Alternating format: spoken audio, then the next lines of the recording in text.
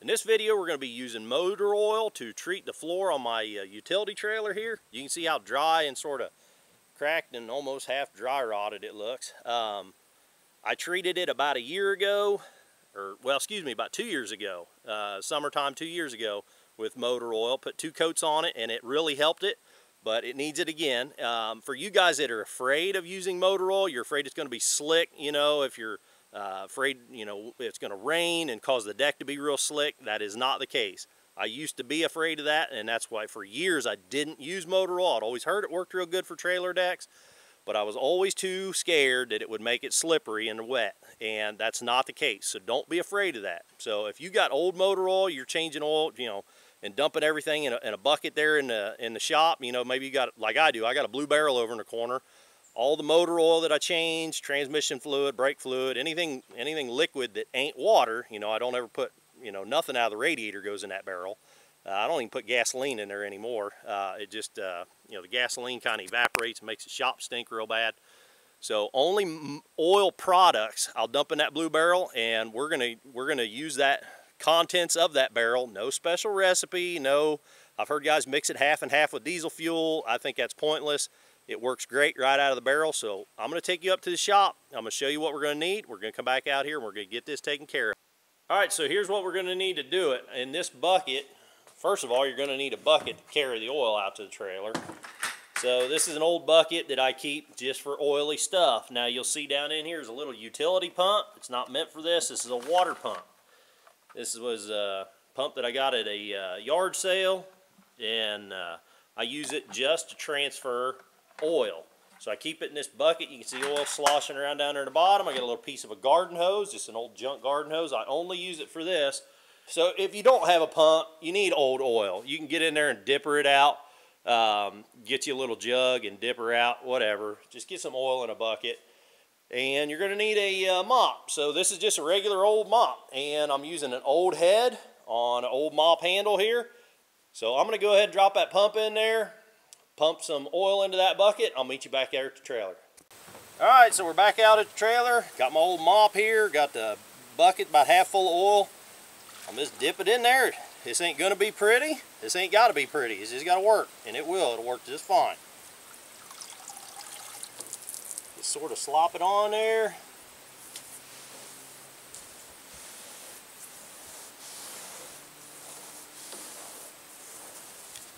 A little bit on the metal, that's fine. My metal's all rusty, so I'm okay with that. It ain't gonna hurt nothing. We're probably gonna do 2 coats.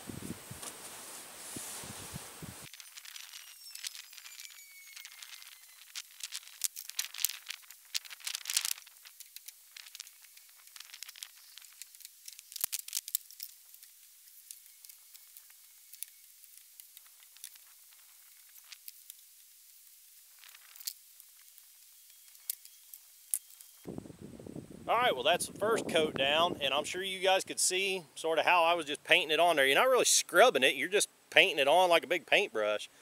Slop it on there. Again, I don't know if I mentioned it, but the metal, if you get it on the metal, I don't care. I mean, my metal ain't got no paint on it anyhow, so that's the only protection it's going to get. You know, I guess you could look at it like I'm lubricating my pins and stuff. You know, that's good, because I do oil up that back bar sometimes, so I want to coat it until the whole trailer looks like that streak right there, where it's sort of saturated to where it, you know, is not soaking it up so quick. So one more coat and we'll have sort of standing oil on here. You know, I think one more coat to do it. So a couple more gallons probably do that second coat.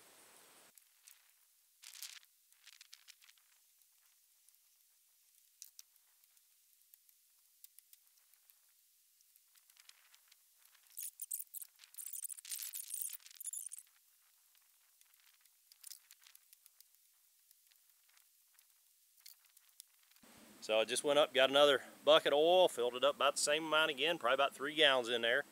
You know, we got it a little more saturated, but I think it would definitely benefit from a 3rd coat. So we're going to go ahead and do that.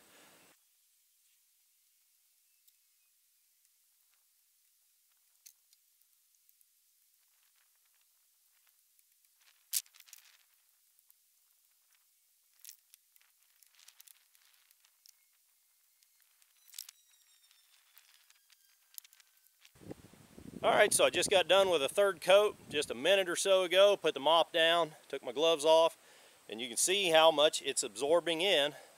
It's going a little slower maybe than the first two coats. I did find one of the fasteners, these screws. Found it popping up out of that board while I was mopping, so I figured I'd grab that real quick before I lose it in the gravel here. So I don't know what to make of that. I know these screws are junk. I've been around a lot of trailers, and these screws, they never hold up very long.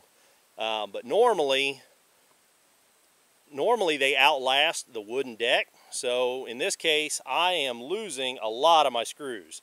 I mean, there's some boards that are really loose on here because the screws have all rotted off. So I don't know to look at that like maybe the wood is actually outlasting the screws.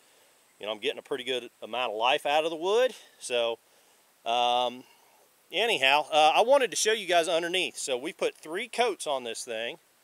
And for you guys that are worried about, you know, oh, it's making a nasty oily mess underneath, you know, polluting the environment or whatever, that's what it looks like underneath. For reference, that's what's on the bottom of my shoe. That's how much oil sticks to the bottom of your shoe. So it looks like a lot in this real dry gravel. But, I mean, there is very little oil coming down out of here. I spray more Roundup than that on that gravel when I'm killing the grass under there. So, you know, I don't think it's that bad. There's a gallon there, gallon and a half, 2 quarts, so that's 2 gallons. So we probably put about 7 gallons of oil on that trailer deck. 7 gallons of oil on a trailer deck that's 18 feet long and about 6 feet wide. And there is no way that there's not a pint of oil has leaked down onto the ground. So it's, you know, almost 7 gallons of oil is soaking into the boards on that trailer right now. Well, it's been about 2 hours, and sun's still up plenty high, but you can see that the deck has dried off, and all that little fuzzy light brown stuff, that's all pieces of that mop head.